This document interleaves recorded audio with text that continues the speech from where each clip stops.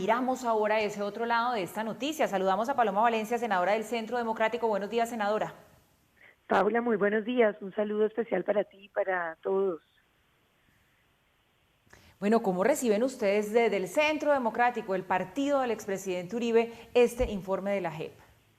Bueno, lo primero, Paula, es que es una muestra más de la politización de la JEP que preocupa y duele porque aquí lo que hay es una justicia que pues no se parece a la justicia. Aquí nos están presentando unas cifras mucho más altas que cualquiera que se conociera sobre falsos positivos. Y resulta que uno les pregunta, bueno, ¿y cuál fue la investigación que hizo la JEP a propósito de esto? No, nada. Informes que nos entregaron organizaciones de víctimas. ¿Como cuáles, Paula? Como todas las organizaciones que han venido trabajando con las FARC, incluso las que han sido asesoras jurídicas de las FARC, entre otras. Mire que llama la atención el Comité de Solidaridad de los Presos Políticos, que es precisamente la misma institución que le daba ayuda a Monsalve, el famoso testigo estrella contra el presidente Uribe.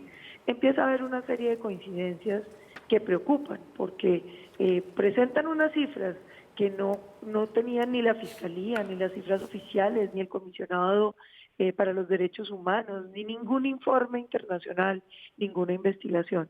¿Que de dónde vienen? De esas organizaciones.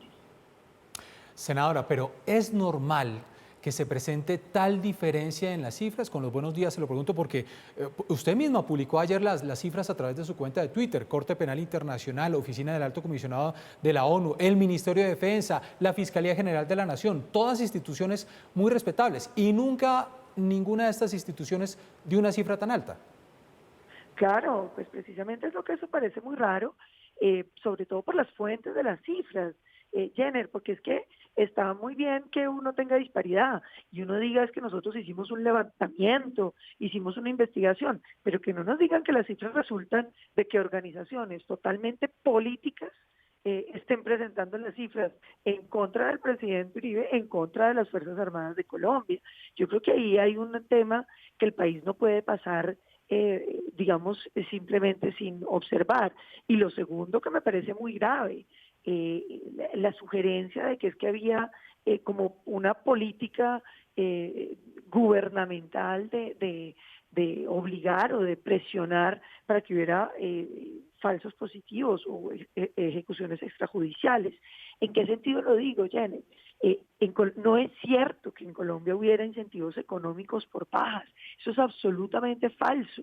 Y no es cierto que el presidente Uribe anduviera presionando como para que hubiera ejecuciones extrajudiciales. Y le voy a poner un ejemplo muy tonto. Si a mí me dicen, Paloma, vaya y cómprese unos cafés y unos desayunos aquí para Paula, para Jenner, para mí, y para los que estamos en este noticiero, pero vaya y compre lo más barato que pueda, vaya y compre lo más barato que pueda, me dice Jenner, vaya y cómprelo, Paloma, consiga los desayunos más baratos que pueda, y yo voy y me los robo, y entonces digan, es que Jenner le dijo que lo comprara lo más barato que pudiera. No, uno supone que cuando uno da una orden dentro de una organización democrática, las órdenes se acogen en términos absolutamente de la legalidad. Jamás hubo instrucciones de que se delinquiera. Eso es una depravación. Por ejemplo, los falsos positivos que sucedieron en Soacha, donde se reclutaron unos jóvenes que posteriormente se daban de baja en esa cosa criminal y espantosa. Pero hay que recordarle a los colombianos lo siguiente: no fue ni el presidente el Uribe ni el uribismo los que buscaran impunidad para los falsos positivos de Soacha. Nuestra opinión es que quienes cometieran delitos usando el uniforme tenían que pagar por ellos. Por eso el presidente Uribe fue muy contundente. Prácticamente en su gobierno, cuando empezaron a descubrirse estos hechos, pues lo que se hizo fue casi que acabar con el fuero penal militar y hacer las investigaciones y llevar la gente a la cárcel. Fueron los acuerdos de La Habana los que decidieron otorgarle impunidad a los crímenes de lesa humanidad que algunos miembros de nuestras fuerzas cometieron. Entonces, yo creo que también hay que poner en contexto eso, Jenner, porque creo que aquí evidentemente hay una intención de golpear la reputación del presidente Uribe y de hacerle ver a las generaciones de colombianos que no les tocó ese gobierno, que es que el presidente Uribe más o menos mandaba a matar civiles, y eso es absolutamente falso.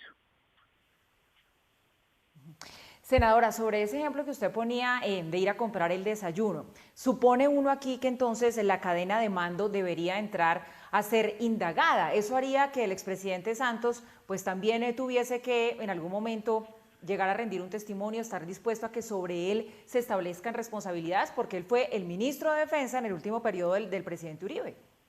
Claro, en ese problema se va a encontrar la JEP, porque ¿cómo van a hacer para brincarse al presidente Santos, que era el ministro de Defensa? Aquí resulta que nos echan el siguiente cuento. Para todos los éxitos militares, Juan Manuel Santos es el mejor ministro de la historia. Pero para responder por esta nueva versión de que nuestras fuerzas más o menos eran criminales, entonces si es el presidente Uribe, muy complicado el escenario que están planteando. Pero déjenme, Paula, también hacer una reflexión. Cuando hablan de ejecuciones extrajudiciales, la gente piensa inmediatamente en los falsos positivos de Soacha. Y yo quiero dejarle también a la ciudadanía la idea de que se trata de cosas muy distintas. Hay 7 conductas que clasifican entre ejecuciones extrajudiciales. Y le voy a poner ejemplos. Usted se encuentra en un pueblo y se encuentra el jefe guerrillero, el soldado le dispara por fuera de combate, y esa es una ejecución extrajudicial. Usted hizo pasar cadáveres que se encontró que eran bajas de los paramilitares o de la guerrilla y los hizo pasar como bajas del Estado, como bajas del ejército o de la policía. Esa es una ejecución extrajudicial. Usted estaba en medio de una operación, oyeron un ruido, se pregunta quién es, no contestan, disparan, matan a un campesino que estaba por ahí caminando, y entonces el soldado asustado decide ponerle una pistola en la mano. Eso también es una ejecución extrajudicial. ¿Qué quiero decir con esto? Las conductas que componen las ejecuciones extrajudiciales son muchas y muy distintas, y no todas tienen esa connotación dolosa que tuvieron los falsos positivos de Soacha, de esta organización criminal espantosa que repudiamos todos los colombianos. Claro. Yo creo que son, digamos, muchos de esos casos son casos típicos de lo que sucede cuando hay una guerra, cuando hay unas fuerzas operando, unas totalmente delictivas y sancionables, otras tienen explicaciones distintas y que no representan, digamos, la organización criminal que nos quieren hacer creer que Claro. son las Fuerzas Armadas de Colombia. Ahora, yo creo que eso es muy duro.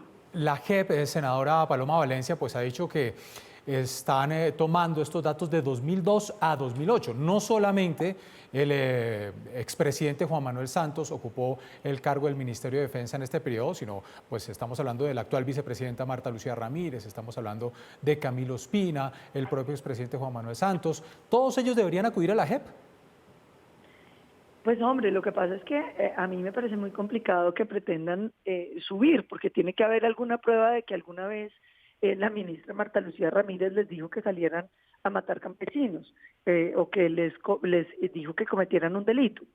Y vuelvo e insisto, una cosa es que usted le diga a unas fuerzas que produzcan resultados, como que yo le diga a usted, vaya, Jenner, y consígame unos desayunos, pero consígamelos bien baratos y usted vaya y se los robe. Usted no puede decir es que Paloma lo presionaba porque fueran baratos, entonces él se los tuvo que robar. No, uno da unas órdenes dentro del entendido de que todos vivimos en la legalidad y jamás se dieron órdenes en contra de la legalidad. Incluso yo diría, ni siquiera el presidente Juan Manuel Santos dio órdenes de que fueran en contra de la legalidad. Yo no me imagino al presidente Santos pues llamando a las Fuerzas Armadas a decir cometan delitos. Yo creo que lo de los falsos positivos tiene una explicación mucho más sencilla y mucho más clara. Las estructuras criminales como los que cometieron los falsos positivos de Soacha, que debieran estar diferenciados porque son delitos, digamos, que no se parecen a los delitos que comete un ejército durante la guerra, que son una organización criminal asesinando jóvenes. Y otra cosa, por eso lo explicaba, son las conductas que suponen las ejecuciones extrajudiciales. Tiene televidentes, ¿qué de parecido tiene que usted vaya y coja unos muchachos, los reclute y vaya y los mate, con que usted, por ejemplo, se encuentra unas bajas de los paramilitares y dice que las produjo usted? Yo creo que son diferencias muy categóricas y muy distintas. Y muchas bajas y muchas Senadora. ejecuciones extrajudiciales son de diferente tipo.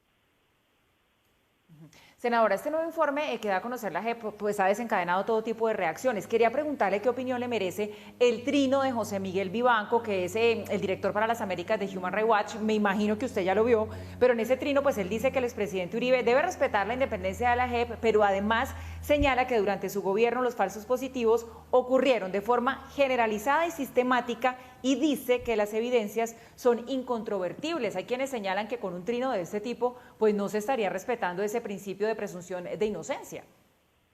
Pues no solamente no se está respetando la presunción de inocencia, sino dónde está la independencia de la justicia por la que clama el doctor Vivanco. Mire, el doctor Vivanco es un hombre muy inteligente, pero también un hombre con una agenda política, y una agenda política que conocemos desde siempre.